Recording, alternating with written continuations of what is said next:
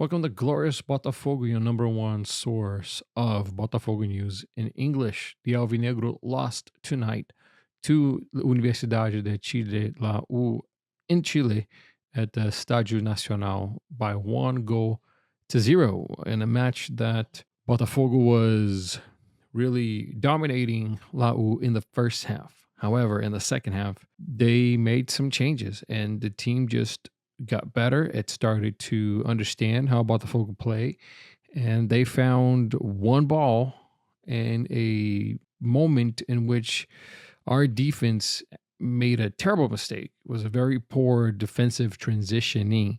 The guy dribbled past Vitinho on the right side, and Jair had just completely left his side wide open, which left Barbosa 2v1. And then he had to cover the gap, which left the guy that he was supposed to be marking wide open.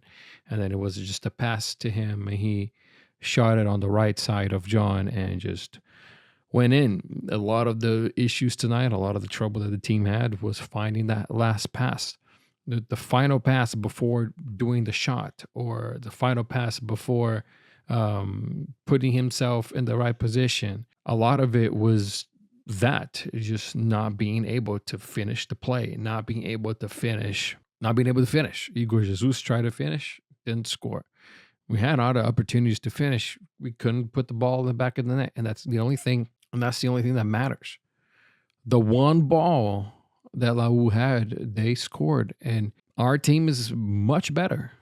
Botafogo was and is the better team, but we just weren't better at putting the ball at the back of the net, and that is exactly why we lost today. But it worries in the fact that today we saw a very shaky Botafogo, very shaky out in the field, letting the Chileans get inside their heads and arguing everything and fighting everything. There was no reason for that, especially at the end of the game, which reminds me, Igor Jesus got a yellow card at the end of the game where they had a corner, and then the very next play he got another yellow card and then a red. Now he's going to be off. He won't be able to play versus Carabobo, which will be in Brazil next week on Tuesday, April the 8th at 5 p.m. U.S. time. 5 p.m. It's a weird time to have a game, but it's a 5 p.m. U.S. time. We're going to have to play better. Right now, it's Estudiantes, which, it's no surprise that they won. And then the surprise here is Lau, a team much weaker, inferior to Botafogo, getting the win. I mean, I think the tie would have been a bad result.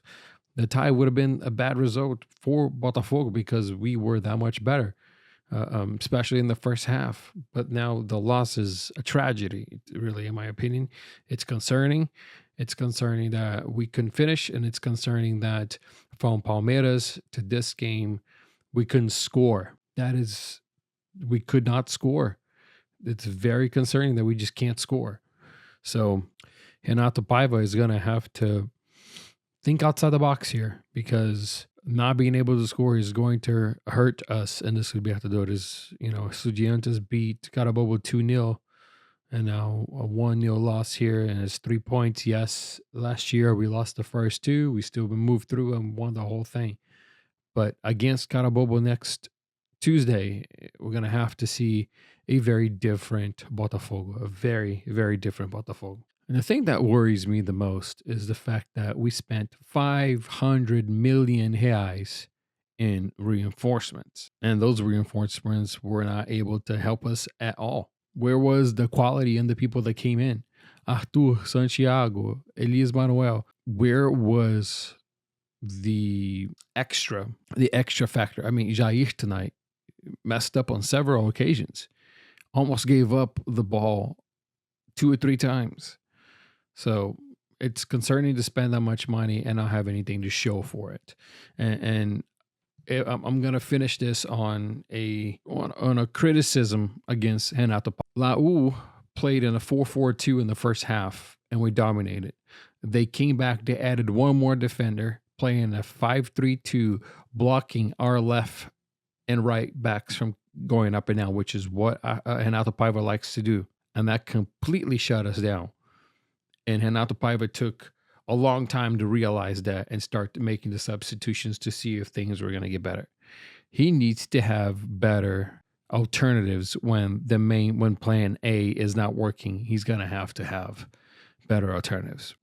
Before Tuesday, however, Botafogo will play Juventude at the Newton Santos this Saturday, which will be the second match of the Brasileirão.